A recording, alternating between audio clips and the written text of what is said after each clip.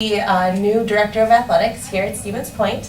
Hi, Brad. Hi. Thank you for doing this. Sure. All right, I have a couple questions for you today. First, can you give a brief synopsis of your role here at Uwsp?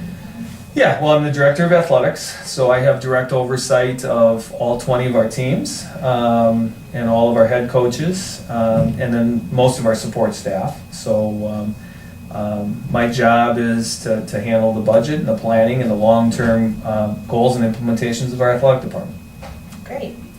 So what we're learning about in our class right now is a bunch of different kinds of leadership. There are 4 specific types that I've read about, but just kind of wondering what you think your style of leadership is. I think I would lean towards the democratic style.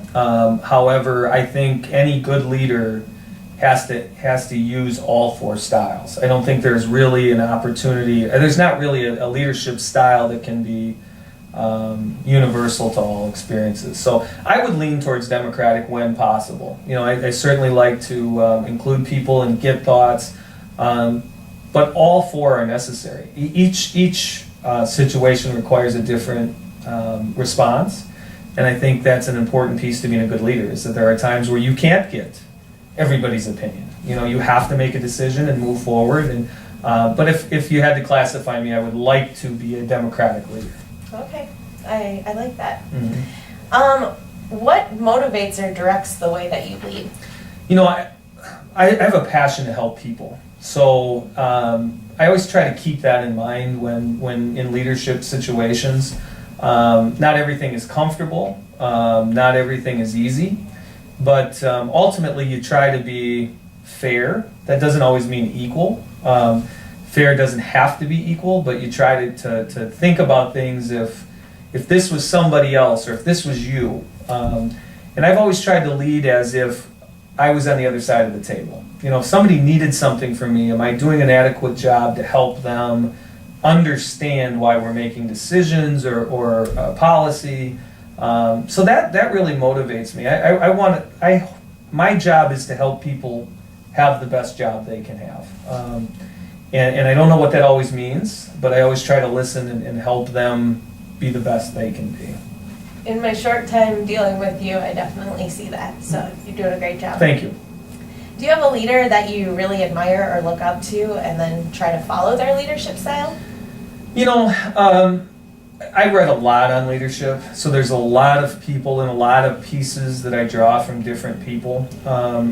I think foundationally, there are 2 people that have had an impact that nobody would know. One is my father, and one is my high school basketball coach. Those people were very different in their leadership style, but they're people that helped me understand how important it is to have leaders that believe in you but don't get in your way, show you paths and keep you on the correct course without doing it for you, find ways to make you feel really good about what you're doing without being false or fake and overdoing that. So those 2 folks have really helped lead me and shape me into somebody who, you know, wants to give that back. They did that really well with me and helped me be a good leader. So, but there's a lot of national people or books or things that you draw from everybody. Cool. And my final question for you is, just in regards to leadership, what's been the most challenging thing about implementing your style here at Stevens Point so far?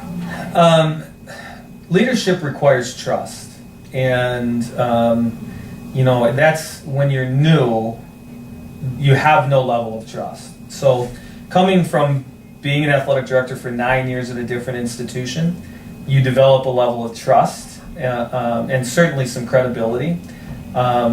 Folks want to follow somebody they believe in and they trust. And if you can't trust somebody or you don't believe in where they're going, it's hard to lead somebody. So communicating where we would like to go, not where I would like to go, but where we would like to go together, and then how I can help them get there. And then also developing a layer of trust that they know that I have their best intentions in mind, not mine, but ours. that takes time. You know, that's not something you just get a business card and all of a sudden you're this leader and people follow everything you say.